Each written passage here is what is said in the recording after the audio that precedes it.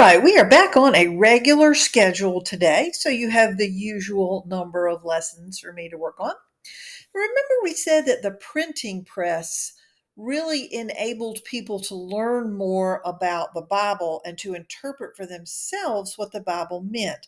And this is going to lead to a growing discontent with the way, or some of the ways, that the Catholic Church handles things. There's going to be some objections to some of the processes and procedures that exist in the Catholic Church.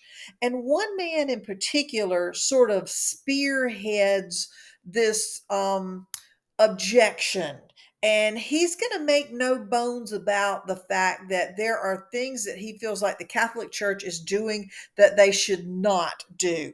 And his name is going to be Martin Luther. Now, that sounds familiar. My first caution to you is that this lesson does not have anything to do, look at this in blue, does not have anything to do with Martin Luther King Jr. Most of you are familiar with him. He was a civil rights leader in the United States in the 1960s.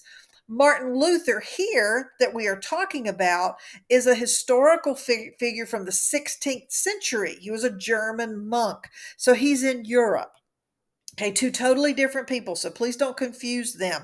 Martin Luther King will have his point in history in about 200 years after this, or 300 years after this. Um, so he's going to lead this movement against the Catholic Church, and it's called the Protestant Reformation. Protestant means to protest something, and they are protesting some of the things that the Catholic Church is doing. So at this point in time, it can be kind of dangerous to challenge the Catholic Church because they had a tremendous amount of power, and in some cases put to death people who objected to their processes. But again, as reading spreads and more people begin to object, that's a lot harder for the Catholic Church to fight. So, what I want you to do is learn a little bit about Martin Luther. So, the first thing you're going to do is click right here, and you're going to read this very short passage about Martin Luther. Then I want you to take this kind of silly look, it's a little bit of a comic sort of thing, about Martin Luther. So both of those things are information only. Then we're going to get a little bit more serious. And I want you to watch a second video. It's this video down here at the bottom. And as you watch the second video, I want you to answer these 5 questions in your notebook. Okay, no submission. So grab your notebook and title it Martin Luther and the Protestants on your page. And then you can copy the questions, because if you don't copy the questions in this case, you're going to have an answer here, but you're not going to know what question you were answering. So, write down indulgences. And as you watch the video, define indulgences. What does that mean? And go through and answer these. I don't think you'll have any trouble finding the answers, but if you do, I am more than happy to help you. Be sure that what you have written down is the correct answer. And then I want you just to simply add these 2 notes to your notebook. The 95 Theses is the document that Martin Luther literally nailed to the church door, his complaints. What I want you to understand out of those 95 Theses are these 2 statements right here. One, what he believes is that the Bible, not a specific church like the Catholic Church, but the Bible is the central religious authority. And then secondly, they believe that man can get into heaven by faith alone. It's not his deeds or the paying of indulgences that allows him to get into heaven. In other words, you can't earn your way into heaven. You have to get there by your faith. So that's a different thing in time. I know that's a little more commonplace now, but that's a different thing in time. So that's what he believes. All right, so those things you're going to add to your notebook. Then I want you to learn about some of the kind of the results of the Protestant Revolution or Reformation. So again, you are watching this video and you are answering these 6 questions in your notebook. Again, on this part, no submission. Now, this is not something you're just going in and picking out a fragment of information. So as you watch, I want you to form your own opinion about what was a strength that Martin Luther had? What was a weakness that he had? Because he's certainly not a perfect person. Okay, so go through and answer those. And again, if you'd like to discuss what you wrote down, I am more than happy to do that with you.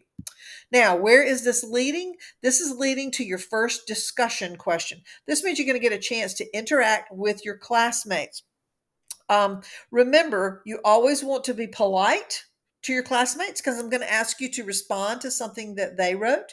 I'm not saying that you have to agree with everything that other people wrote, but if you disagree with them, we need to learn how to do that politely. So there are no personal attacks. There's no room in our comments that we're going to make on these for you to ridicule or criticize anyone else's answers.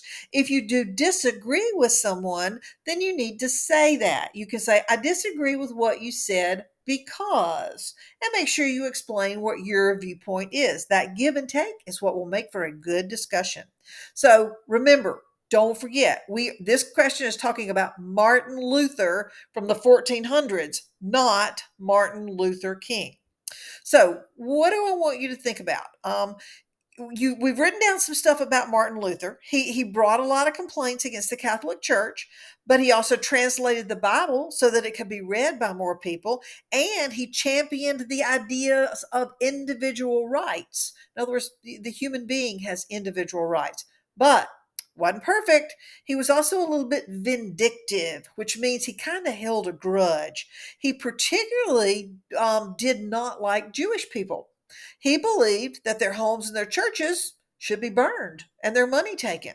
Okay, he only liked them if they were willing to stop being Jewish and become Protestant. So we're not talking about a perfect person here. He's got good points and he's got not so good points. So I want to know what you think about Martin Luther because he pretty much almost single-handedly started a movement that led to all of the Protestant religious churches that exist today. His ideas. Do you think he was a hero for that, for bringing the Bible to people and to for helping to get these other religions started or get a foundation, or was he a villain because of some of the things that he believed? So, what you want to do for your discussion question, you must respond first before you can read anybody else's answers. I want you to say clearly whether you thought he was a hero or a villain. And then I want you to use your notes that we have taken and explain in 2 to 4 sentences why you believe what you do. There is not a right or wrong answer, but you must use facts from what we have learned about Martin Luther in order to give me your opinion. You got to support your opinion with a fact.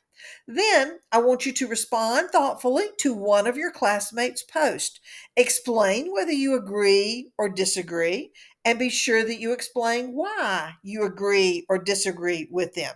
If you give a simple response that requires no thought, like I agree, or me too, or I think you're right, do not expect to get the points that go with the discussion question for the response.